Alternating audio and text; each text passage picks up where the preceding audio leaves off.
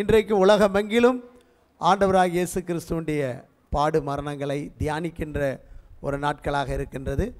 அநேக பெயர் கிறிஸ்தவ சபைகளிலே அல்லது பாரம்பரிய சபைகளிலே இன்று 12 மணியிலிருந்து 3 மணி வரைக்கும் இயேசு கிறிஸ்து 3 மணி நேரம் சிலுவையிலே என் தேவனே ஏன் என்னை கைவிட்டீர் என்று கதறி சொன்ன அந்த வார்த்தையிலிருந்து அங்கே 3 மணி நேரம் ஒரு காரிருள் சூழ்ந்திருக்கின்ற அந்த நினைவை மனதில் வைத்து கொண்டு சிந்திக்கிற தியானிக்கிற நாட்களாக அநேகர் வைத்திருக்கிறார்கள். ஆனாலும் நாம் வெயிலின் நிலையை கருத்தில் கொண்டு சீக்கிரமாக நாம் ஆரம்பித்திருக்கிறோம். கர்த்தர் நம்மை ஆசீர்வதிப்பாராக. ஆண்டவருக்கு மகிமை உண்டாகட்டும். ஆண்டவருடைய பாடு மரணங்களை எத்தனை முறை தியானித்தாலும் அதற்கு ஈடாக ஒன்றுமே இருக்க முடியாது. அல்லேலூயா. அவருடைய பாடுகளை, அவருடைய உபத்திரவங்களை, அவர் நமக்காக பட்ட தியாகங்களை எல்லாம் ஒவ்வொரு நாளும் சிந்தித்து கொண்டே இருக்கலாம். ஒவ்வொரு நாளும் சிந்திக்க சிந்திக்க அது நம்முடைய வாழ்க்கையில் மிகப்பெரிய ஆசீர்வாதத்தை கொண்டு வரக்கூடியதாக இருக்கின்றது. எனவே இன்றைக்கும் நாம் இயேசு கிறிஸ்து சிலுவையிலே அவர் தொங்கிக் கொண்டிருந்த போது அவர் சொன்ன 7 வார்த்தைகளின் மேன்மையை பற்றி நாம் இன்றைக்கும் சிந்தித்து முன் செல்லுவோம். கர்த்தர் நமக்கு கிருபை தந்து நம்மை நடத்துவாராக. முதலாவதாக ஒரு வசனத்தை வாசிக்கலாம். லூக்கா எழுதின சுவிசேஷம் 23ஆம் அதிகாரம் 34ஆம் வசனத்தை ஒருவர் வாசிப்போம்.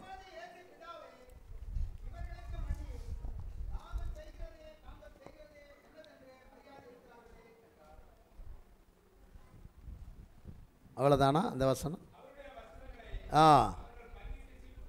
ஆமென். அப்பொழுது இயேசு, பிதாவே, இவர்களுக்கு மன்னியும், தாங்கள் செய்கிறது இன்னதென்று அறியாதிருக்கிறார்களே என்றார். அவருடைய வஸ்திரங்களை அவர்கள் பங்கிட்டு சீட்டு போட்டார்கள். அல்லேலூயா. சோதரர், இயேசு கிறிஸ்து சிலுவையிலே தொங்கிக் கொண்டிருக்கும் போது முதல் சொன்னதான ஒரு வார்த்தை தான், பிதாவே, இவர்களுக்கு மன்னியும், தாங்கள் செய்கிறது இன்னதென்று அறியாதிருக்கிறார்கள் என்று சொல்லி பார்க்கிறோம். அதாவது அறியாமல் செய்யும் காரியம் என்றால் ஒருவர் தன் செயல்களின் விளைவுகளை முழுமையாக உணராமல் அல்லது புரிந்து கொள்ளாமல் செய்கின்ற ஒரு செயல்தான் அறியாமல் செய்கிற செயல். அல்லேலூயா. இப்படி அறியாமல் அநேக காரியங்களை நாம் நம்முடைய வாழ்க்கையிலே செய்து விடுகிறோம். குடும்பத்திலே கணவன் சில நேரங்களில் அறியாமல் செய்து விடலாம், மனைவி செய்து விடலாம், பிள்ளைகள் சில நேரங்களிலே அறியாமல் காரியங்களை செய்து விடலாம். நம்முடைய தொழில் கூடங்களிலே அல்லது நம்முடைய அலுவலகங்களிலே, நம்முடைய சூழ்நிலைகளிலே அறியாமல் புரியாமல் சில காரியங்கள் எல்லாம் நம்முடைய வாழ்க்கையில் வருவது சகஜம்தான். அல்லேலூயா. ஏனென்றால் அந்த அளவுக்கு நாம் பலவீனர்கள். நம்மெல்லாம் ரொம்ப ஞானம் உள்ளவர்கள், விசேஷமானவர்கள் என்று சொல்லுவதற்கு ஒன்றுமே இல்லை. நாம் எவ்வளவுதான் கவனமாக இருந்தாலும் சில நேரங்களிலே அறியாமலே பல காரியங்களை செய்கின்றோம். எனவே இங்கே ஆண்டவராகிய இயேசு கிறிஸ்துவுக்கு யூதர்கள் அல்லது ரோமர்கள் மற்றும் அங்கே இருந்த பிரதான ஆசாரியர்கள், பரிசேயர்கள், சதுசேயர்கள் எல்லாம் செய்த காரியம் என்னவென்று சொன்னால், சிலுவையிலே அவரை அடித்த காரியம் அறியாமலேயே அவர்கள் செய்த காரியமாக இருந்தது. அப்போஸ்தலனாகிய பவுல் சொல்லுகிறார் 1 கொரிந்தியர் புஸ்தகத்திலே, அவர்கள் மகிமையின் கர்த்தரை அறிந்திருப்பார்களே, ஆனால் சிலுவையிலே அறைந்திருக்க மாட்டார்களே அப்படின்னு சொல்றார். அப்போ கிறிஸ்துவை அவர்கள் என்ன செய்யவில்லை என்று சொன்னால் அறியவில்லை. அறிந்தால் அறைய மாட்டாங்க. ஏனென்று சொன்னால் இந்த ரகசியம், இந்த ஞானம் மக்களுக்கு மறைக்கப்பட்டிருந்தது. அதைத்தான் 1 கொரிந்தியர் 2ஆம் அதிகாரம் 7ஆம் 8ஆம் வசனத்தை ஒருவர் வாசியுங்கள். ஏற்படுத்தினதும் மறைக்கப்பட்டதுமாயிருந்த ரகசியமான தேவ ஞானத்தையே பேசுகிறோம். அதை இப்பிரபஞ்சத்து பிரபுக்களில் ஒருவனும் அறியவில்லை. அறிந்தார்களே ஆனால் மகிமையின் கர்த்தரை அவர்கள் சிலுவையில் அறைய மாட்டார்களே. அல்லேலூயா. இவ்வுலகத்தின் பிரபுக்களுக்கு நம்முடைய ஆண்டவராகிய இயேசு கிறிஸ்து அவர்தான் மேசியா, அவர்தான் இரட்சகர், அவர்தான் ஆண்டவர் என்பதை அவர்கள் என்ன செய்யவில்லை? அறியவில்லை. ஏன் அறியவில்லை? இது அவர்களுக்கு என்ன செய்யப்பட்டிருந்தது? மறைக்கப்பட்டிருந்தது. சில காரியங்கள் மறைக்கப்பட்டிருக்கிறபடியினாலே அவர்கள் அறியாமலே, அதனுடைய விளைவை புரியாமலே, உணர்ந்து கொள்ளாமலே இயேசுவை சிலுவையில் என்ன செய்தார்கள்? அறைந்தார்கள். அல்லேலூயா. இவர்தான் மேசியா என்பதை அவர்கள் அறியவில்லை. இரண்டாவது, இவர் மூலமாகத்தான் மனுகுலத்துக்கு பாவ மன்னிப்பு வருகிறது, இவர்தான் உலக மக்களின் மீட்புக்காக அடிக்கப்படக்கூடிய தேவாட்டுக்குட்டி, இவரால் தான், இவர் சிலுவையில் அறையப்பட்டால்தான் இந்த முழு உலகத்தில் உள்ள மனுமக்களுக்கெல்லாம் ரட்சிப்பு என்பதையெல்லாம் அவர்கள் என்ன செய்யவில்லை? அறியவில்லை. இயேசு கிறிஸ்து 2000 ஆண்டுகளுக்கு முன்னாலே சிலுவையிலே அறையப்பட்டது ஒரு தற்செயலாய் நடந்த சம்பவம் அல்ல. யோவான் வெளிப்படுத்தின விசேஷத்தில் சொல்லுகிறாரு, உலக தோற்றத்திற்கு முன்னே அடிக்கப்பட்ட வண்ணமாக இருக்கிற ஆட்டுக்குட்டியானவர். எப்போ அடிக்கப்பட்ட வண்ணமாக இருக்கிறாராம்? பார்த்தீங்களா?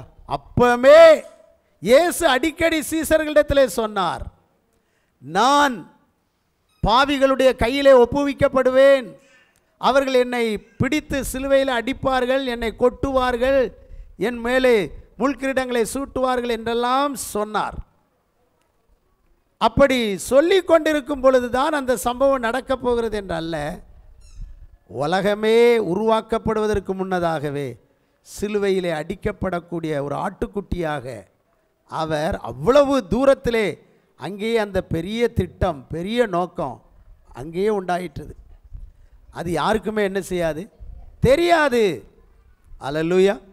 அப்போ இப்படி தெரியாத ஒரு காரியம் அவர்களுக்கு தெரியாமல் இவர்கள் செய்துவிட்டபடியினாலே, ஆனால் அவர்கள் செய்த காரியம் முழு உலகத்துக்கும் ரட்சிப்பை, மீட்பை கொடுக்கக்கூடியதாக இருந்தது.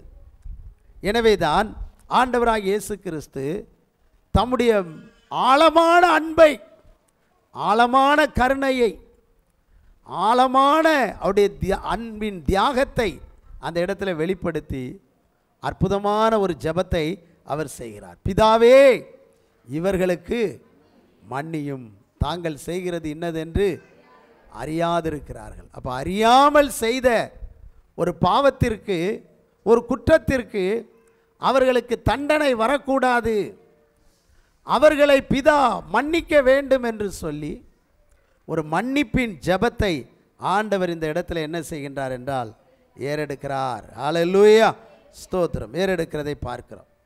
இன்றைக்கு நம்முடைய வாழ்க்கையிலும் தவறான காரியங்கள் வந்து விடுகிறது. சில நேரங்களில் தவறான தகவலை சிலர் பகிர்ந்து கொள்ளுவாங்க.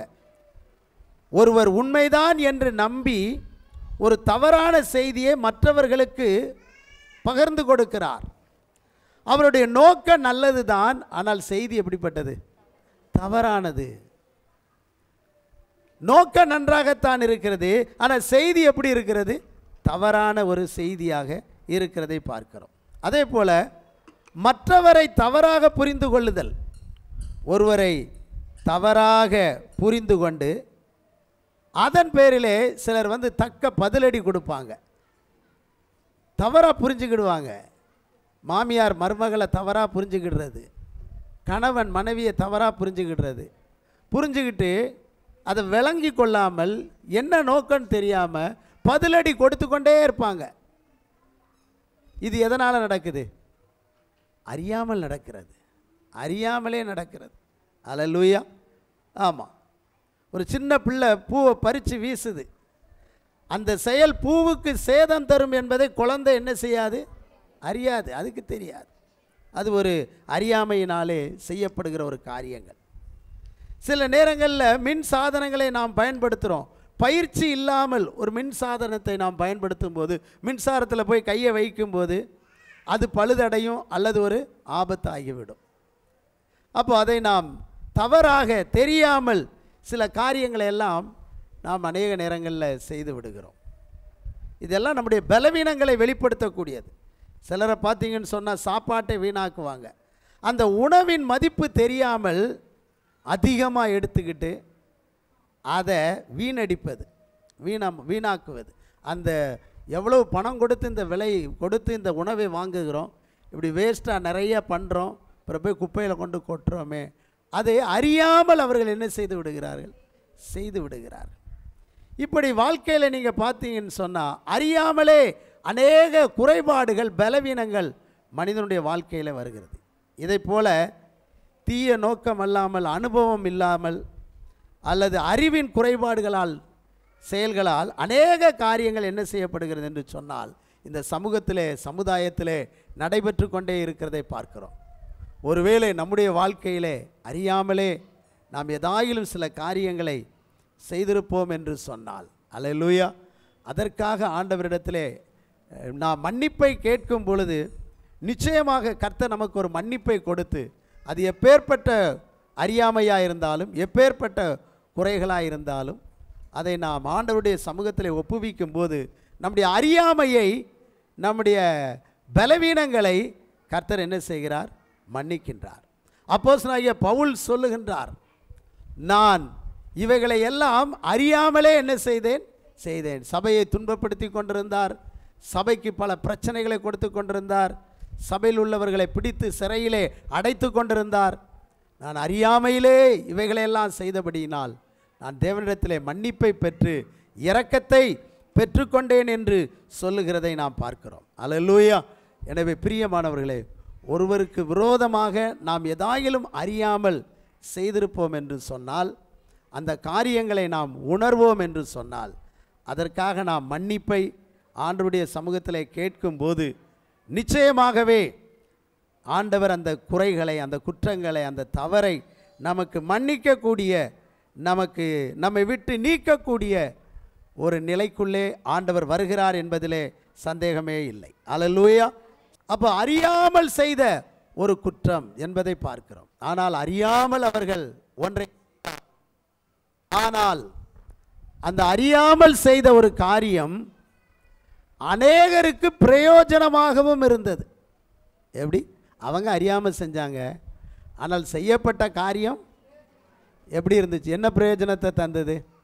ரட்சிப்பை தந்தது நமக்கு, விடுதலையை தந்தது நமக்கு, மீட்பை தந்தது நமக்கு. அல்லேலூயா.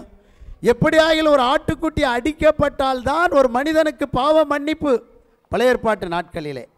அப்படியானால் முழு உலக மனிதனுக்கும் ஒரு ஆட்டுக்குட்டி அடிக்கப்பட்டுத்தான் ஆக வேண்டும். அல்லேலூயா. அப்படியானால் அவர் 2000 ஆண்டுகளுக்கு முன்பு சிலுவையிலே அடிக்கப்பட்ட அந்த ஆட்டுக்குட்டியாகிய இயேசு கிறிஸ்து நமக்கு இன்றைக்கு மிகப்பெரிய ரட்சிப்பை தந்திருக்கின்றார். அல்லேலூயா.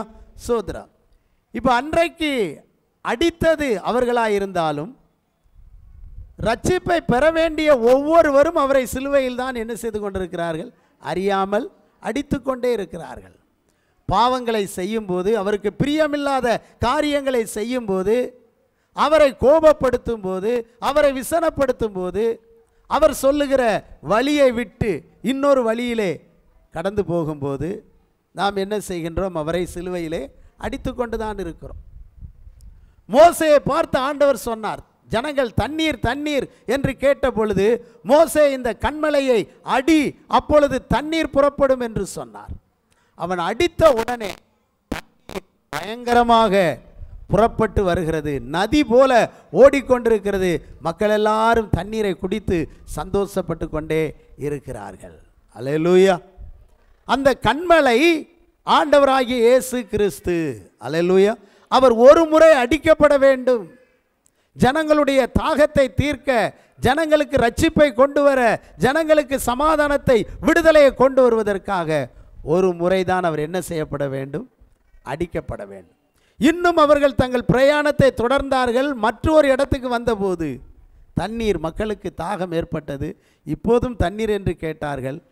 தேவன் சொன்னார், அந்த மலையை பார்த்து பேசு என்று சொன்னார். மோசே, மலையே உள்ளே இருக்கிற தண்ணீரை வெளியே கொண்டு வா அப்படின்னு சொன்னாலே தண்ணீர் என்ன செய்ய போகுது? பீரிட்டு வரப்போகிறது. அல்லேலூயா. அப்போ அடித்தாலும் தண்ணீர் வரும், பேசினாலும் தண்ணீர் வரும். அல்லேலூயா. ஆண்டவர் இதை அவர்களுக்கு கற்றுக் கொடுப்பதற்காக மறுபடி சிலுவையிலேயோ அல்லது மறுபடி அந்த கண்மலையை அடித்து கொண்டே இருக்கணும் அப்படிங்கிற அவசியம் இல்லை. ஒரு முறை அடிக்கப்பட்டால் போதும். அல்லேலூயா. ஒரே தரம்தான் அவர் நமக்காக பலி செலுத்தப்பட்டிருக்கிறார். மறுபடி நாம் அவரை என்ன செய்யக்கூடாது? சிலுவையிலே அறையக்கூடாது. அல்லேலூயா. நீங்கள் வாசித்து பாருங்கள், 9ஆம் அதிகாரம் 28ஆம் வசனம் என்ன, 25ஐ வாசியுங்கள். எபிரேயர் 9:25.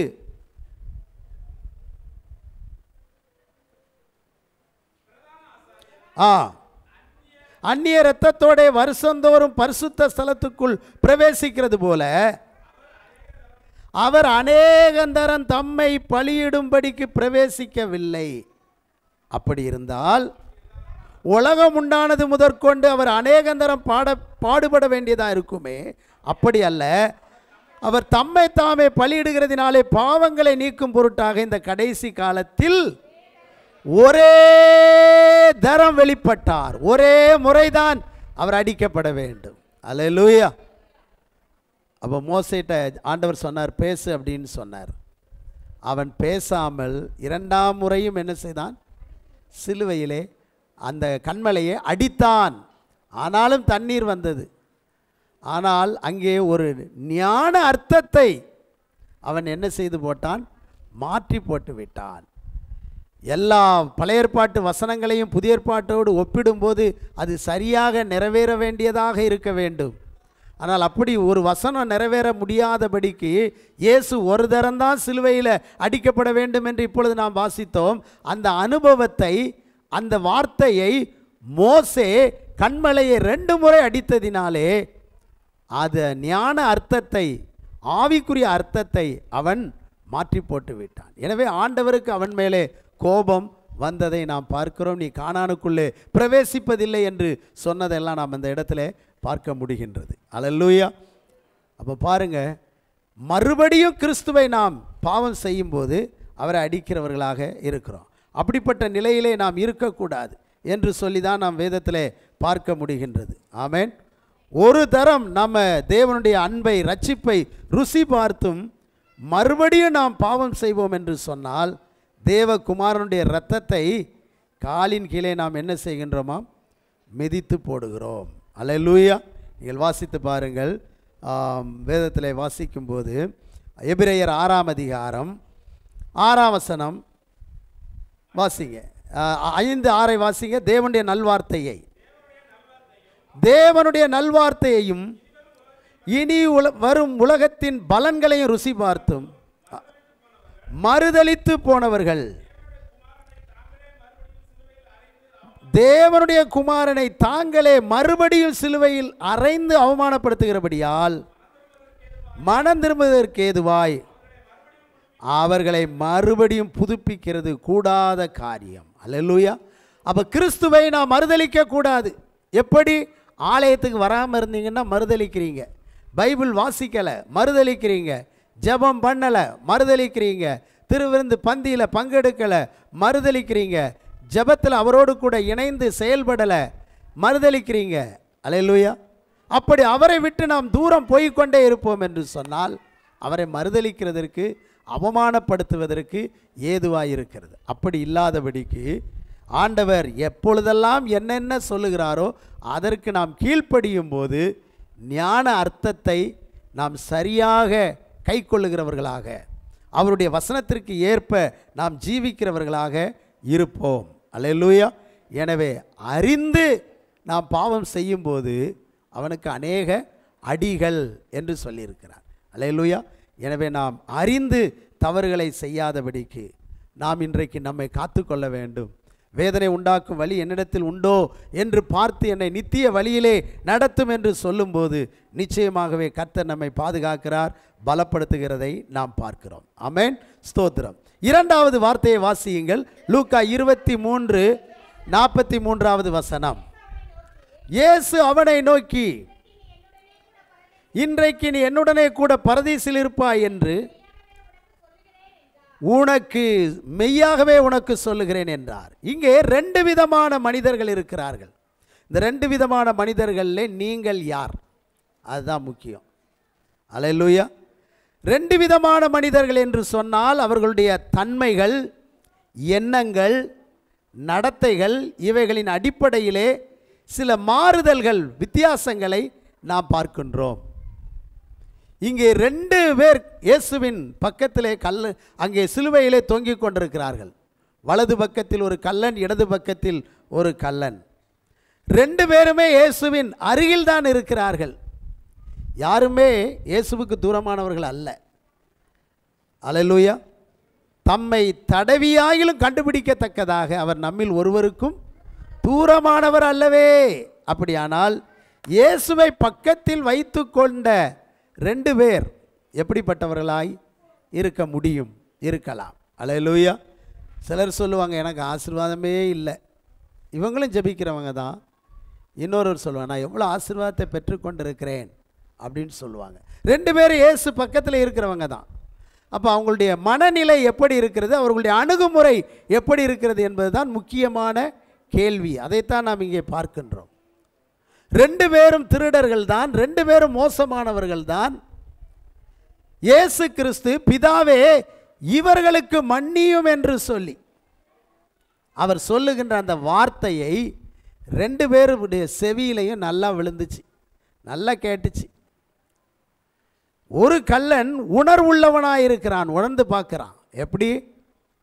என்ன, அவரை அடித்தார்களே, சிலுவையில் அடித்து வதைத்து கொண்டிருக்கிறார்களே, அவர்களுக்கே பிதா மன்னிக்க வேண்டும் என்று சொல்லி இவர் ஜெபித்து கொண்டிருக்கிறார். நாமோ இவரை சிலுவையில் அறையவில்லை, ஆனால் இவரோடு கூட நாமும் சிலுவையில் அறையப்பட்டிருக்கிறோம். ஆனால் நம்முடைய பாவத்துக்காக அடிக்கப்பட்டிருக்கிறோம். ஆனால் இவர் ஊழியம் செய்த காலங்களெல்லாம் நாம் கேள்விப்பட்ட காரியம், நன்மை செய்தார், பிசாசின் வல்லமையில் அகப்பட்ட யாவரையும் குணமாக்குகிறவராய் சுற்றி திரிந்தார் என்பதை ஒருவன் கிரகிக்கிறான், யோசிக்கிறான். அப்படியானால் இந்த இயேசு தன்னை அடித்து கொண்டிருக்கிறவர்களையே பிதாவே மன்னியும் என்று அவர்களுக்காக ஜெபிப்பார் என்று சொன்னால், ஏன் நாம் ஒரு மன்னிப்பை கேட்டால், நாம் நம்முடைய குற்றத்தை அறிக்கை செய்தால் ஏன் மன்னிக்க மாட்டார்? நிச்சயமாக நமக்கு மன்னிப்பு என்ன செய்யும்? கிடைக்கும் என்ற உணர்வு அவனுக்குள்ளே ஏற்படுகிறது. அல்லேலூயா.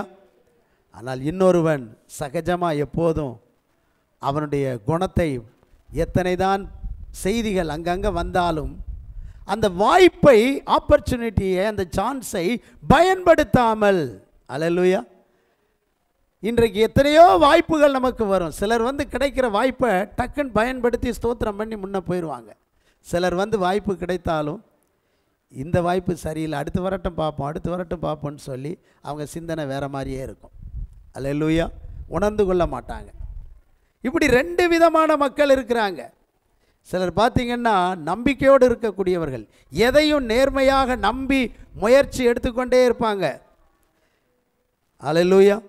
ஆமாம், தோல்விக்கு பிறகு மீண்டும் முயற்சி செய்து வெற்றி பெறணும் அப்படின்னு சொல்லி சிலருக்கு எண்ணம் இருக்கும். ஆனால் சந்தேகம் உள்ளவங்க பார்த்திங்கன்னா இவங்க எப்பொழுதுமே கேள்விக்குறியாகவே பார்ப்பார்கள், முயற்சிக்க முனைய மாட்டார்கள். நாம் வெல்லவே முடியாது, வெற்றி பெற முடியாது அப்படின்னு சொல்லி மனம் உடைந்து கொண்டே தோல்வியை சிந்தித்து கொண்டே இருப்பார்கள். இப்படி நம்பிக்கையோடு இருக்கிறவர்கள், சந்தேகத்தோடு இருக்கிறவர்கள், 2 சாரார் இருக்கிறார். நீங்கள் நம்பிக்கையோடு இருக்கிறவர்களா அல்லது எப்போதுமே ஒரு சந்தேகத்தோடு இருக்கிறவர்களா? உங்களே யோசித்து பாருங்கள். அல்லேலூயா. இன்னும் சிலர் இருப்பாங்க, தன்னலம் இல்லாதவர்கள். சிலர் சுயநலத்தோடே இருப்பார்கள். இப்படி 2 பேர் இருக்கிறாங்க. தன்னலம் இல்லாதவர்கள் மற்றவர்களுக்கு எப்போவுமே உதவ நினைப்பார்கள்.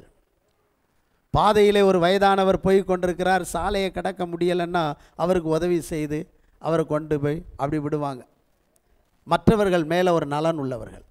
அல்லது தானும் புசித்து திருப்தி அடைந்து தனக்கு மீதமானவர்களை மற்றவர்களுக்கு கொடுத்து உதவி செய்து தூக்கிவிடக்கூடியவர்கள். அல்லேலூயா. ஆனால் சுயநலம் உள்ளவர்கள் எப்படி இருப்பார்கள்னு சொன்னால், தன் தேவையை மட்டுமே எப்போதும் முன்னிலைப்படுத்திக்கிட்டே இருப்பாங்க. எனக்கு தேவை, எனக்கு அது தேவை, எனக்கு இது தேவை, எனக்கு இது வேணும், இது வேணும், இது வேணும் அப்படின்னு சொல்லி.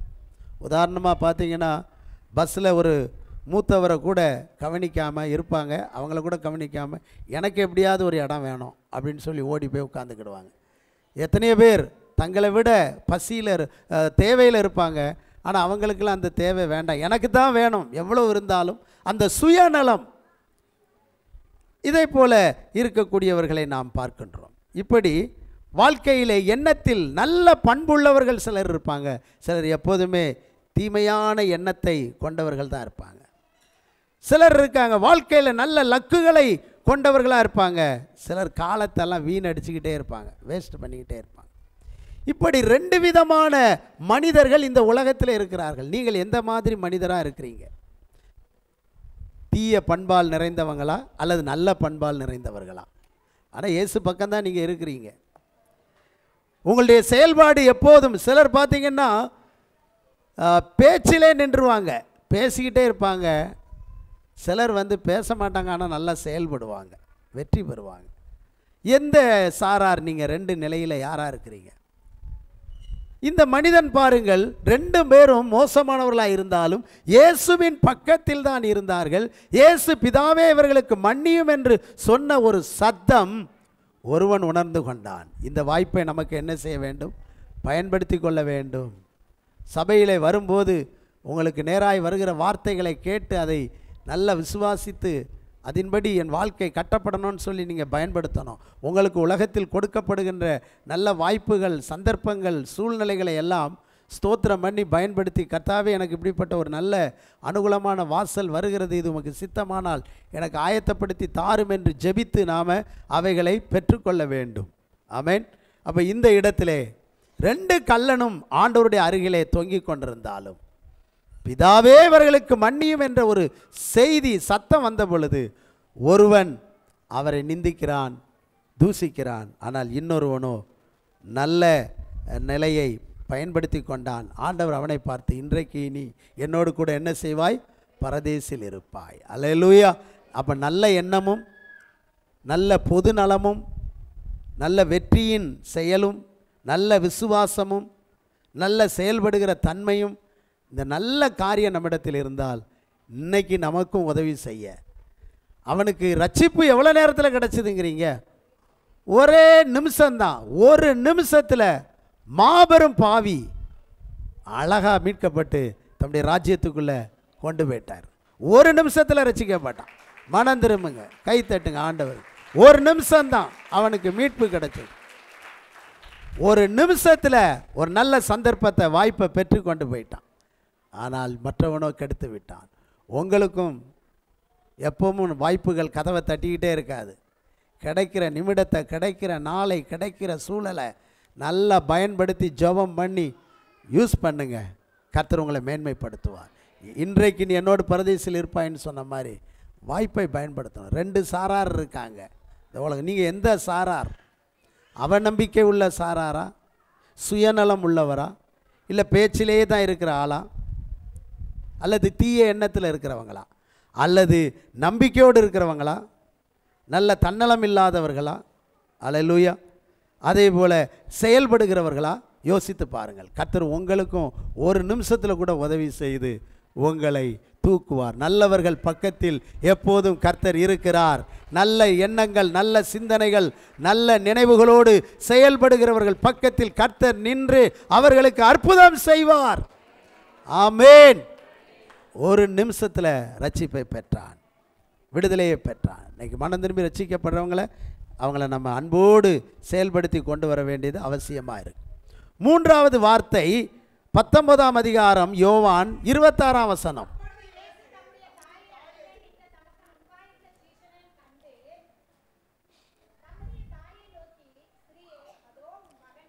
ஸ்திரீயே அதோ உன் மகன் என்றார். பின்பு சீசனை நோக்கி அதோ உன் தாய் என்றார். அல்லேலூயா. இந்த இடத்திலே நீங்கள் பார்த்தீர்கள் என்று சொன்னால் பொறுப்பை இயேசு சரியான இடத்தில் ஒப்படைக்கிறார். அதை நம்ம கற்றுக்கொள்ளணும். பொறுப்பை எங்கே ஒப்படைக்கணும்? சரியான இடத்துல ஒப்படைக்கணும். இயேசு கிறிஸ்து சிலுவைக்கு போயிட்டார், இப்போ மரிக்க போகிறார். தன்னை வளர்த்த, தன்னை உருவாக்கின, தனக்கு உணவு கொடுத்து 30 வயது வரைக்கும் வளர்த்து எடுத்த அந்த பெற்றோரை இயேசு 3.5 வருடங்கள் கவனித்துக்கிட்டே இருந்தார். 3.5 வருஷம் நல்லா கவனிச்சுக்கிட்டு இருந்தார். இனி அவரால் கவனிக்க முடியாத ஒரு சூழ்நிலை வந்தபோது இது சரியான பொறுப்பு. அல்லேலூயா, சோத்ரா. இந்த நீங்கள் கவனித்த, ஆண்டவர் கவனித்த பொறுப்பை ஏற்க இனி அவரால் முடியாது. பெற்றோரை கவனித்த பொறுப்பை இனி அவரால் ஏற்க முடியாது. இனி அந்த இடத்துல ஒரு சரியான ஆளை தான் வைக்கணும். 12 சீசர்கள் இருந்தாங்க. 12 பேரில் பேதுருவை வச்சிருக்கலாம், அந்திரேயாவை வச்சிருக்கலாம், நத்தானியலை வச்சிருக்கலாம், யாரையாவது வச்சிருக்கலாம். ஆனால் அவங்களெல்லாம் வைக்கலை. யோவானைத்தான் அந்த பொறுப்புக்கு யார் தகுதி உள்ளவர் அப்படின்னு இயேசு பார்த்தார்.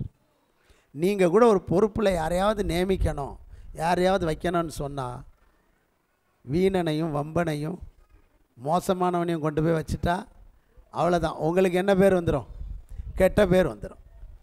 பொறுப்புக்கு நல்ல ஆளை தெரிந்தெடுக்க வேண்டும். ஆமேன், ஆமேன்.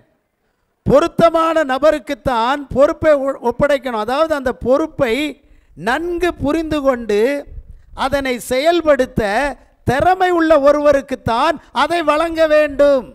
அல்லேலூயா. அப்போ இயேசு கிறிஸ்து அன்பின் சீசனை யோவானை அழைத்தார், பார்த்தார். அவனுக்குத்தான் தன் குடும்பத்தை கவனித்து வந்த பொறுப்பை யோவானுக்கு கொடுத்தார். குடும்ப பொறுப்புங்கிறது சாதாரணமானதல்ல. குடும்பத்தெல்லாம் எல்லாரையும் நம்பி கொடுக்க முடியாது. அல்லேலூயா. எந்த பொறுப்பையும் நல்ல உண்மை உள்ளவர்களுக்கு தான் கொடுக்கணும். கடந்த நாளில் ஒரு பாஸ்டர் கூட கொடுத்தார். ஒரு காரியம் சொன்னார், எனக்கு ஆச்சரியமாக இருந்துச்சு. அல்லேலூயா. நம்ம வீட்டை நம்பி யார்ட்டையாவது கொடுத்துருவோம், நம்ம கம்பெனியை கொடுத்துருவோம், பணத்து பொறுப்பை கொடுத்துருவோம், நிர்வாகத்தை கொடுத்துருவோம். ஆனால் யாராவது தான் மனைவியை இன்னொருத்தன்ட்ட என் மனைவியை நல்லபடியாக பார்த்துக்கன்னு பொறுப்பை கொடுப்பாங்களா? கொடுக்க மாட்டாங்க. ஆனால் ஒருத்தர் கொடுத்தாருன்னாரு. எனக்கு ஆச்சரியமாயிட்டு. யார்? இயேசு. என் மனவாட்டியாகிய சபையை உன்னை நம்பி கொடுக்குறேன்ப்பா, என் மனைவியை நீ தான் நல்லா பார்த்துக்கணும் அப்படின்னு ஒப்படைச்சிட்டு போயிருக்காருன்னா எவ்வளோ உண்மையாக அந்த நபரை பார்க்குறாரு. அப்போ ஒரு ஊழியர் சபையை எவ்வளோ பொறுப்பாக பார்க்கணும் அப்படின்ட்டு அவர் ஒரு கருத்து பேசினார். உண்மையிலே அது அருமையானது. தன் மனைவியாகிய, தன் மனவாட்டியாகிய சபையை நான் வர்ற வரைக்கும் களங்கம் இல்லாமல், மாசு இல்லாமல், குற்றம் இல்லாமல், குறை இல்லாமல் பரிசுத்தமாக பார்த்துக்க. கை தட்டுங்க. அல்லேலூயா. அந்த பொறுப்பு ஒரு பாஸ்டருக்கு மட்டுமல்ல, உங்களுக்கு இருக்குது. நீங்களும் மனவாட்டி, நாமும் மனவாட்டி சபைக்கு காவலர், நாமும் மனவாட்டி சபைக்கு அதில் பொறுப்புள்ளவர்கள், கவனம் உள்ளவர்கள். சபை பரிசுத்தமாக இருக்க நம்ம எல்லாம் ஜெபிக்கணும். சபை உண்மையாக இருக்க நம்ம எல்லாம் ஜெபிக்கணும். அல்லேலூயா. அப்போது பொறுப்பை நாம் சரியாக பார்க்க வேண்டும். இது சூழ்நிலையை பொறுத்து மாறலாம். நீங்கள் குறிப்பிட்ட வேலையை சார்ந்த பொறுப்பு, உங்களுக்கு எங்கே பொறுப்பு கொடுக்குறாங்களோ, உங்கள் குடும்ப பொறுப்பாக இருந்தாலும், உங்கள் கம்பெனியில் உள்ள பொறுப்பாக இருந்தாலும், ஒருத்தர் உங்களை நம்பி ஒரு பொறுப்பை கொடுக்குறாரு அப்படின்னு சொன்னால் உங்களை அவர் எவ்வளோ நம்பி இருப்பார். அல்லேலூயா. நிறைய பேர் நம்பிக்கைக்கு நம்பலாம், ஆனால் நம்பிக்கைக்கு துரோகம் பண்ணுறவங்களை நம்ப முடியாது. அப்போ நம்பி கொடுக்குற பொறுப்பு யோவான்கிட்ட போய் கொடுத்தாரு. எப்பா, இந்த காரியத்தை நீ தான் பார்த்துக்கணும் அப்படின்னு சொல்லி தன்னுடைய தாயை ஒரு நல்ல பொறுப்பில் கொடுத்துட்டு போனார். அப்போ ஆண்டவர் இன்றைக்கும் நமக்கு நல்ல பொறுப்புகளை தர வேண்டும் என்று சொன்னால், நாம் எப்படிப்பட்டவர்களாக இருக்கணும்? உண்மை உள்ளவர்களாய், நாம் நமக்கு தந்த கிருபைகளை, தாளந்துகளை பயன்படுத்துகிறவர்களாய் நாம் இருக்க வேண்டும். ஆமேன், சோத்திரம். ரைட். அடுத்தபடியாக 4வது வார்த்தை பாருங்க. மத்தேயு 27:46. 6 மணி நேரம் முதல் 9 மணி நேரம் வரைக்கும் பூமி எங்கும் அந்தகாரம் உண்டாயிற்று. 9 மணி நேரத்தில் இயேசு ஏலி ஏலி லாமா சபக்தானி என்று மிகுந்த சத்தமிட்டு கூப்பிட்டார். அதற்கு என் தேவனே என் தேவனே ஏன் என்னை கைவிட்டீர் என்று அர்த்தமாம். அல்லேலூயா. பாருங்க, 3 மணி நேரம் ஒரு இருள். அந்த இருளுக்குள்ள இயேசு சத்தமிடுகிறார், என் தேவனே என் தேவனே ஏன் என்னை கைவிட்டீர். அதாவது இது எதை காட்டுது அப்படின்னா, நிற்கதி அற்ற சூழலில் தெய்வத்தை நோக்கி நம்ம எல்லாம் குரல் எழுப்பணும். நிற்கதி அற்ற நிலையில், கைவிடப்பட்ட நிலையில், யாருமே நமக்கு துணை இல்லாமல் தனிமையான ஒரு சூழ்நிலை நமக்கு வந்துட்டுன்னு சொன்னால் யாரையும் போய் தேடி போகக்கூடாது. அதை தான் நம்ம இதில் வந்து பாடம் படிக்கிறோம். என்ன பாடம் படிக்கிறோம்? 4ஆம் வார்த்தையில் தேவனை நோக்கி நாம் அபயக்குரலுடன் என் தேவனே என் தேவனே ஏன் என்னை கைவிட்டீர் அப்படின்னு சொல்லி நம்ம, இது சங்கீதம் 22:1 சொல்லப்பட்ட தீர்க்க தரிசன வசனம். ஆமென். நம்பிக்கையை வெளிப்படுத்துகிற ஒரு நல்ல வார்த்தை. ஏன் ஆண்டவர் இப்படி சத்தமிட்டார்? ஏன் அப்படின்னு சொன்னால், இயேசு பாவம் மற்றவர். அல்லேலூயா. 2 கொரிந்தியர் 5:21 பாவம் அறியாதவர். அந்த நேரத்தில் பிதா தம்முடைய முகத்தை திருப்பினார் என்னும் உணர்வு இயேசுவுக்கு ஏற்பட்டது. பிதா தம்முடைய முகத்தை அப்படியே திருப்பிட்டார். ஏன்னா பிதாவினாலே பாவத்தை பார்க்க முடியாது, அவ்வளவு பரிசுத்தமானவர். எனவே இந்த இடத்துல இயேசு முழு உலகத்தின் பாவத்தையும் அப்படி சுமக்கும்போது அப்படி கண்களை மறைத்து விடுகிறார். சிலருக்கெல்லாம் சிலதை பார்க்க முடியாது. எப்படி முறைச்சிடுவாங்க. ஒரு ஆட்டுக்குட்டியை வந்து நீங்கள் வளர்க்குறீங்கன்னு வைங்களேன், அதை ஒருத்தர் கசாப்பு கடையில் கொண்டு கொடுக்குறீங்க. நீங்கள் பாசமாக வளர்த்த ஆட்டுக்குட்டி உங்கள் கண்ணு முன்னால் அறுக்கும்போது உங்களுக்கு எப்படி இருக்கு? ஐயோ, இப்படி முகத்தை திருப்பிடுவீங்க. அது கதறுது பார்த்தீங்களா? அந்த ஆடு நம்மளை பார்த்துக்கிட்டு இருக்குது, என்னை இப்படி வளர்த்து கொடுத்துட்டியே, இப்படி வெட்டப்படுது அப்படிங்கும்போது நம்ம டக்குன்னு மறைச்சிருவோம். ஏன்னா அந்த துயர சம்பவத்தை நம்மளால் என்ன செய்ய முடியாது, பார்க்க முடியாது. அப்போ முழு உலகத்தின் பாவத்தை இயேசு கிறிஸ்து சுமக்கும்போது பிதா முகத்தை அப்படி மறைத்தார்ல, அந்த பாச உணர்வு, அந்த அன்பின் உணர்வு அங்கே கொஞ்சம் அற்று போயிட்டு, அந்த இடத்துல தான் இயேசு துடிக்கிறார், என் தேவனே என் தேவனே ஏன் என்னை கைவிட்டீர். பார்த்தீங்கன்னா, அப்போது இது தேவனுடைய நீதியின் வெளிப்பாடு. தேவன் பாவத்தை வெறுக்கிறார். சிலுவையில் உலகத்தின் பாவங்களை தம்மேல் ஏற்றுக்கொண்டார். அந்த நேரத்தில் தேவ கோபமும் நீதியும் அங்கே வெளிப்படுகிறது. நம்பிக்கை உண்டான ஒரு கூக்குரல். 2 தடவை சொல்கிறார், என் தேவனே என் தேவனே. இது என்னன்னா, தேவனோடு இருந்த உறவை இழக்கவில்லைன்னு அர்த்தம். 2 தடவை ஒரு ஆள் ஒரு பேரை சொல்கிறாருன்னா அவங்க இன்னும் உறவில் ஆழமாக இருக்கிறாங்கன்னு அர்த்தம். ஒரு தடவை சொன்னால், நீங்கள் கூட 2 தடவை சொல்லுவீங்க, நான் சொல்கிறேன் இன்னொரு தடவை சொல்கிறேன் அப்படின்னா அன்பை வெளிப்படுத்துறீங்கன்னு அர்த்தம். 2 தடவை சொல்கிறீங்கன்னா அது வந்து அன்பின் ஆழம். அந்த உறவு இன்னும் அறுந்து போகலைன்னு அர்த்தம். போனால் போ அப்படின்ட்டு போயிடுறீங்கன்னு வைங்களேன், அன்பு இல்லை, அன்பு இல்லை. ஆனால் 2 தடவை என் தேவனே என் தேவனே என்று சொல்லுவது தேவனோடு இருந்த உறவை இயேசு இன்னும் என்ன செய்யவில்லை, இழக்கவில்லை. ஆமென், சோத்ரா. அப்படியானால் பிரியமானவர்களே, நம்ம இதிலேருந்து என்ன கற்றுக்கொள்கிறோம் அப்படின்னா, சில சமயங்களில் நம்ம ஆண்டவரை உணர முடியாமல் போனாலும் தேவன் நம்மை விட்டு அல்லது ஆண்டவர் நம்மை விட்டு என்ன செய்யலை, விலகலை, நம்மளால் உணர முடியலை. தாவீது நிறைய நேரம் சொல்லுவார், என் ஏன் உடைய முகத்தை மறைக்கிறீர், நீர் என்னை எதுவரைக்கும் மறந்திருப்பீர். யோசேப்பு நினைத்தான், கர்த்தர் என்னை மறந்து விட்டாரோ, இந்த மனிதனும் மறந்து விட்டான், கர்த்தரும் என்னை மறந்து விட்டார் என்று. அந்த உணர்வுகள் சில நேரங்களிலே ஆண்டவரை உணர முடியாமல் போனாலும் அவர் நம்மோடு தான் இருக்கிறார் என்பதை நாம் பார்க்கிறோம். அப்போ நம்முடைய வாழ்க்கையில் வருகிற துன்பங்கள் தேவனுக்கு ஏற்காதது அல்ல. இயேசு நம்மை போலவே வேதனையை அனுபவித்தார், பாடுகளை அனுபவித்தார். பாடுகளை அனுபவிக்கும் போதும் இயேசு நம்மோடு தான் என்ன செய்கிறார், இருக்கிறார். நீங்கள் வாசித்து பாருங்கள், இங்கே தனிமைப்படுத்தப்பட்டார், சீசர்களால் தான் தனிமைப்படுத்தப்பட்டார், பிதாவாலும் தனிமைப்படுத்தப்பட்டு விட்டார். 16ஆம் அதிகாரம் கடைசி வசனமாக யோவான் எழுதின சுவிசேஷம் வாசிங்க. உலகத்தில் உங்களுக்கு உபத்திரவம் உண்டு, அதற்கு மேலே உள்ள வசனமே வாசிக்கல, 32லேருந்து படி. நீங்கள் சிதறுண்டு அவனவன் தன் தன் இடத்துக்கு போய், நிதானமாக வாசிங்க, என்னை தனியே விட்டுவிடும் காலம் வரும், அது இப்பொழுது வந்திருக்கிறது, ஆனாலும் நான் தனித்திரேன், பிதா என்னோடு கூட இருக்கு அப்படின்னு அவங்கள்ட்ட சொன்னார். நீங்கள் எல்லாரும் 12 பேரும் என்னை தனியாக விட்டுட்டு போயிடுற ஒரு காலம் வந்துடும். ஆனால் பிதா என் கூட தான் என்ன செய்வார், இருப்பார் அப்படின்னு சொன்னார். அடுத்து சொன்னார், என்னிடத்தில் உங்களுக்கு சமாதானம் உண்டாயிருக்கும் பொருட்டு இவைகளை சொன்னேன். அல்லேலூயா.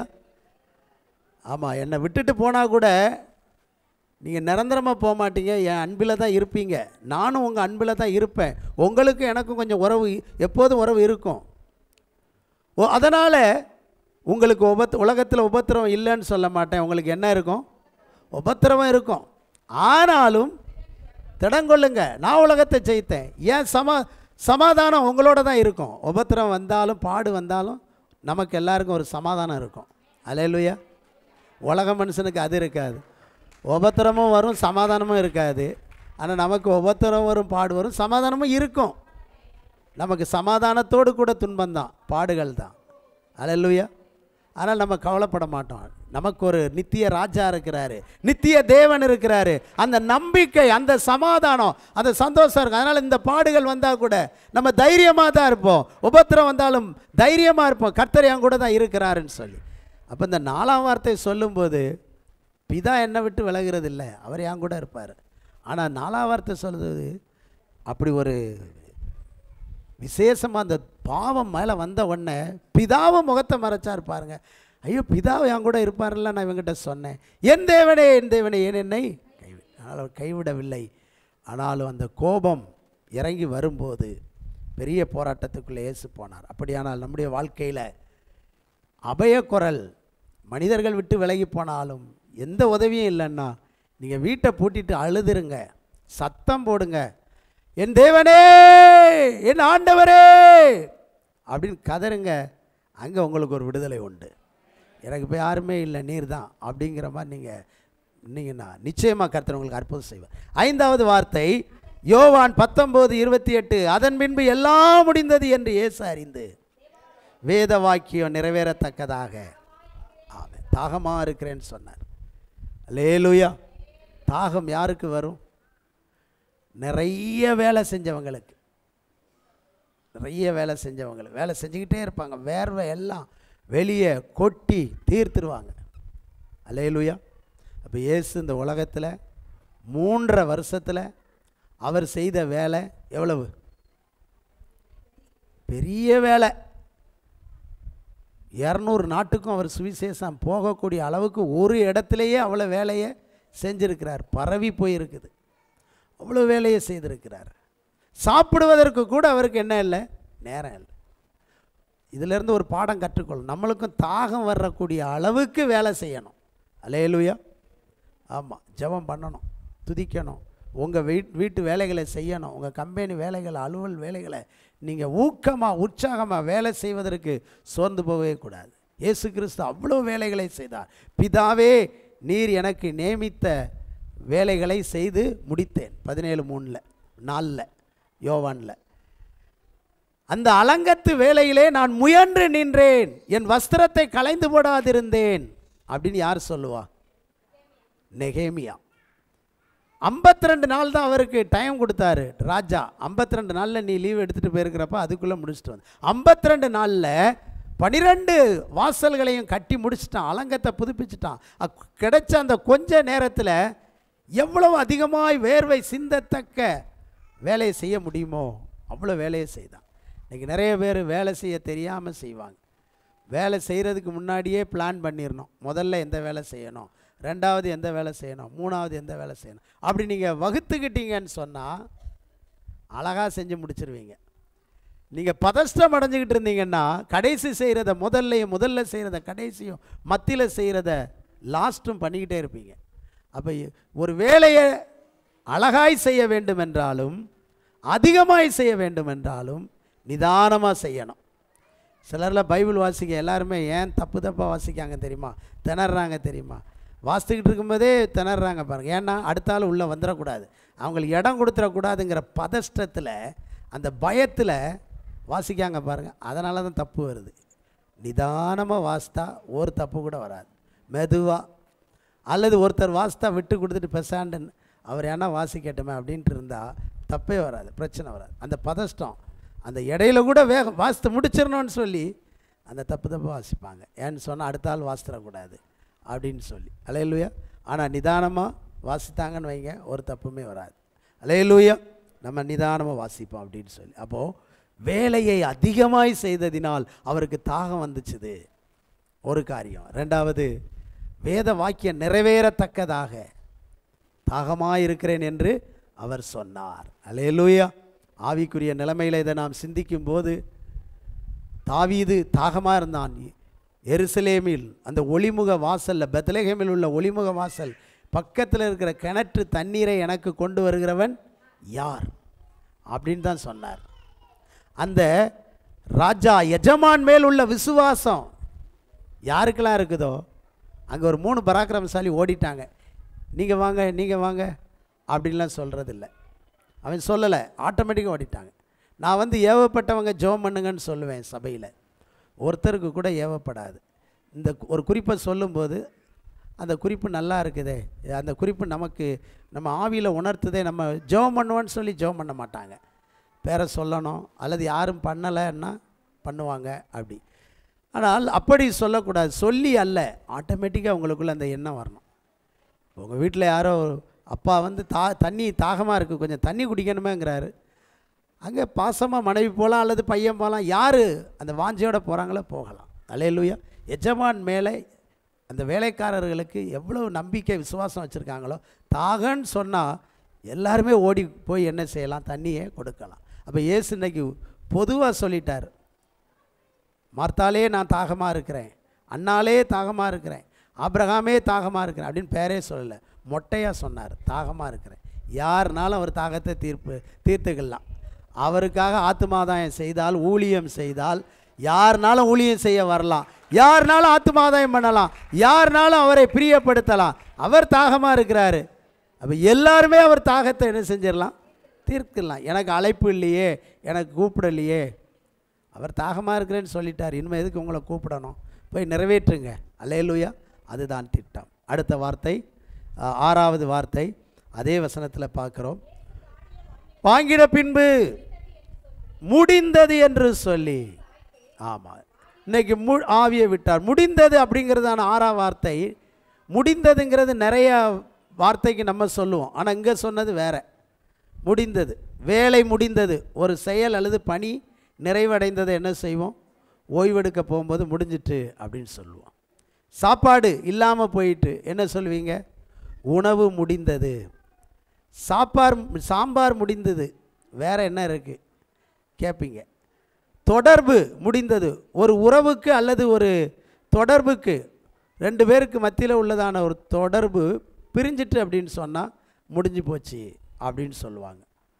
ஒருவருடைய வாழ்க்கை முடிஞ்சிட்டுன்னு சொன்னால் அந்த மனிதனின் வாழ்க்கை பயணம் இங்கே என்ன செஞ்சுட்டு முடிஞ்சிட்டு.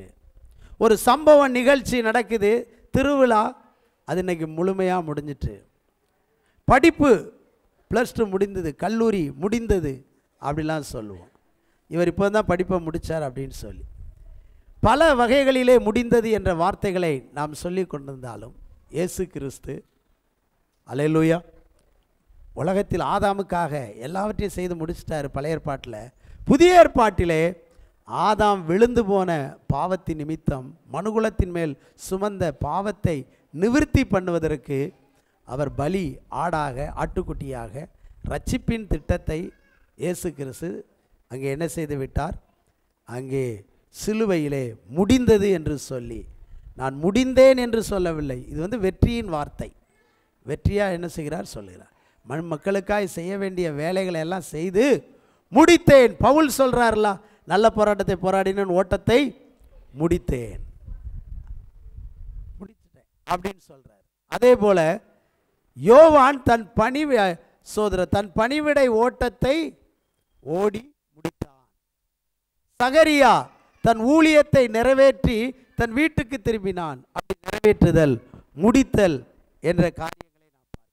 அல்லேலூயா, சோதரா. அப்போ பிரியமானவர்களே, இன்றைக்கு கர்த்தர் நமக்கு கொடுத்த வேலை ஏதோ அந்த வேலையை நல்லா செஞ்சு முடிச்சிட்டேன் அப்படின்னு உங்களுக்கு ஒரு திருப்தி இருக்கணும். அல்லேலூயா.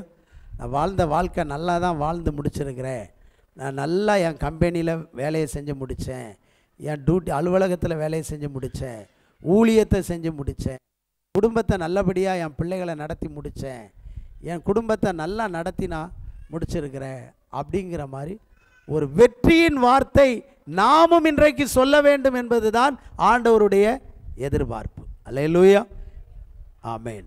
அப்படியானால் இன்றைக்கு நாம் எப்படி நீங்கள் சொல்ல போகிறீங்க உங்கள் வாழ்க்கையில், அது முக்கியம். 7வது வார்த்தை லூக்கா 23ஆம் அதிகாரம் 46ஆம் வசனத்தை வாசியுங்கள். இயேசு, பிதாவே, உம்முடைய கைகளில் என் ஆவியை ஒப்புவிக்கிறேன் என்று மகா சத்தமாய் கூப்பிட்டு சொன்னார். அல்லேலூயா, ஆமாம், ஆவியை ஒப்புவிச்சார். நீங்கள் 8:8 வாசிக்கிறீங்க பிரசங்கி, அதை மட்டும் வாசிங்க. 8:8 ஜெபம் பண்ண போகிறோம். 8:8 வாசிங்க, பிரசங்கி 8:8.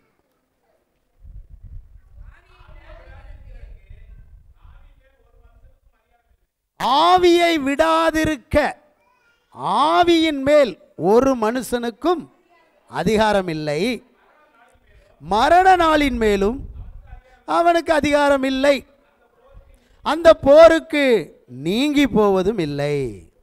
அல்லேலூயா. துன்மார்க்கரை துன்மார்க்கம் விடுவிக்க மாட்டார். அப்போ ஆவியை விடாதிருக்க ஆவியின் மேலே ஒரு அதிகாரமும் இல்லை. பிதா தான் ஆவியை இயேசுவுக்கு அனுப்பினார், கொடுத்தார். பாருங்க, இயேசு கிறிஸ்து எல்லாத்துக்குமே வித்தியாசம் இருக்கும். ஆவியை கொடுத்தது முடிஞ்சது, தாகமாக இருக்கிற எல்லாம் ஒரு முடிவான காரியமாக இருந்தால் கூட இந்த இடத்துல முழுமையாக சரண்டர் ஆகிட்டார். 100க்கு 100 இயேசு பிதாவிடத்தில் தன்னை என்ன செஞ்சிட்டார்? ஒப்பு கொடுத்துட்டார். ஆவியை ஒப்பு கொடுத்துட்டார். சிலர் இன்னைக்கு சில கம்பெனியில் வேலை செய்வாங்க, அவங்கள அங்கேருந்து அனுப்பி விட்டுட்டா அங்கேருந்து சில பொருளை தூக்கிட்டு வந்துடுவாங்க, இது என்னுடையது தான் அப்படின்ட்டு. அல்லேலூயா. அல்லது அவர்களை அனுபவிக்க கொடுத்துருப்பாங்க, நம்ம ஆவியையே அங்கே விட்டுட்டு வந்துட்டார் இயேசு அப்படின்னு சொன்னால் அந்த நிர்வாகத்துக்கு சம்மந்தப்பட்டது நமக்கு எதுவுமே என்ன செய்யக்கூடாது? இருக்கவே கூடாது.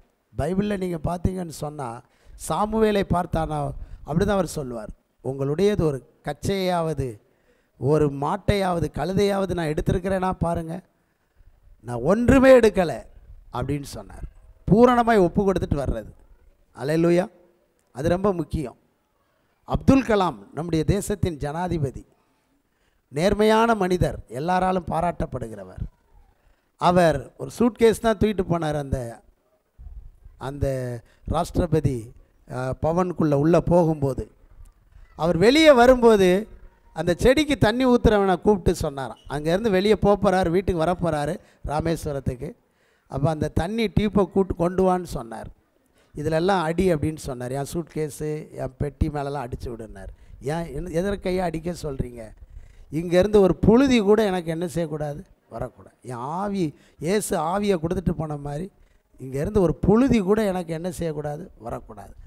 நான் சுத்தமாக போகணும், நான் பரிசுத்தமாக இருக்கணும், ஒரு குறை கூட என்கிட்ட என்ன செய்யக்கூடாது? இருக்கக்கூடாது. நிறைய பேர் சில பொறுப்புகளில் இருந்து போகும்போது அந்த நிர்வாகத்துக்கு சொந்தமானதெல்லாம் அந்த கார் இருக்கும், அதை தூக்கிட்டு போயிடுவாங்க, பணம் இருக்கும், அதை தூக்கிட்டு போயிடுவாங்க, எல்லாத்தையும் இது எனக்குன்னு சொல்லி. அப்படி அல்ல. ஒரு பொறுப்பிலிருந்து விடுவிக்கப்பட்டு விட்டால் அந்த நபர் தனக்கு இருக்கிறத கூட விட்டுட்டு போயிடலாமே தவிர அநியாயமாய் ஒன்றை கொண்டு போவது இயேசுடைய வாழ்க்கைக்கு விரோதமான வாழ்க்கை. அவர் ஆவியை என்ன செஞ்சுட்டு வந்துட்டார்? என் ஆவியை கூட நான் என்ன செஞ்சிடறேன்? உம்மை கையில் கொடுக்குறேன். மனு மக்களுக்காக வஸ்திரத்தை கலத்தி கொடுத்துட்டு வந்தார், கொட்டப்பட தலையை கொடுத்தாரு, தாடமயிரை பிடுங்கப்பட கொடுத்தாரு, கையில் ஆணி அடிக்கப்பட கொடுத்தாரு, கால்களில் ஆணி அடிக்கப்பட கொடுத்தாரு, விழாவில் ஈட்டியால் குத்தப்பட கொடுத்தாரு. கடைசியாக சரத்துக்குள்ளே இருந்த அந்த தண்ணியையும் ரத்தத்தையும் கொடுத்துட்டாரு எல்லாத்தையும் மக்களுக்கு. அது பிறகு அந்த ஆவியை தந்தவற்றை கொடுத்துட்டு ஒன்றுமே இல்லாமல் போயிட்டார். அல்லேலூயா. எவ்வளவு தியாகம், எவ்வளவு தியாகம். அப்படியானால் இன்றைக்கு இந்த உலகத்தில் இது எனக்குரியது, இது என் குடும்பத்துக்குரியது அப்படின்னு சொல்கிறதுக்கு ஒன்றுமே இல்லை. வந்ததெல்லாம் அவராலே வந்தது, பெற்றதெல்லாம் அவராலே பெற்றோம், அவராலே அடைந்தோம். அவருக்காக நாம் ஒன்றை கொடுக்காமல், அவருக்காக ஒன்றை நாம் இழக்காமல் வைத்து கொள்வதற்கு நமக்கு எந்த ஒரு அதிகாரமும் இல்லை. அல்லேலூயா. எனவே பிரியமானவர்களே, இயேசு கடைசி வார்த்தையாக அவர் சொன்னார், பிதாவே உம்முடைய கையில் என் ஆவியை ஒப்புவிக்கிறேன். அப்போ பொறுப்பை எந்த இடத்துல என்னெல்லாம் பெற்றீங்களோ பெற்ற இடத்துல முழுமையாக நாம் ஒப்படைக்கணும். அப்படிங்கிறது தான் கடைசி காலங்களில் அல்லது நாட்களில் சூழ்நிலைகளில் உள்ளது ரொம்ப முக்கியம். அல்லேலூயா. சோதரம். ஒருத்தட்ட ஒரு புஸ்தகம் வாங்கிட்டு வந்தால் அதை ஒப்படைச்சிடணும். சபையிலேருந்து ஒரு பாட்டு புஸ்தகம் தூக்கிட்டு போனீங்கன்னா அதை அங்கே கொண்டு வந்து ஒப்படைக்கணும். அது உங்களுக்கு சொந்தம் அல்ல. அல்லேலூயா. தேவனுடைய வீட்டில் உள்ளது தேவனுக்கு சொந்தம். அப்போ நம்ம எதெல்லாம் நாம் அனுபவிக்கிறோமோ எடுத்தோமோ அதை நாம் பயன்படுத்தி விட்டு உரியவரிடத்திலேயே கொடுக்கும்போது தான் இயேசுவினுடைய சத்தியம் நம்முடைய வாழ்க்கையிலும் நிறைவேறும். அந்த அனுபவத்துக்குள்ளே கடந்து செல்வோம். கர்த்தர் இந்த வார்த்தைகளை கொண்டு ஆசீர்வதிப்பாராக.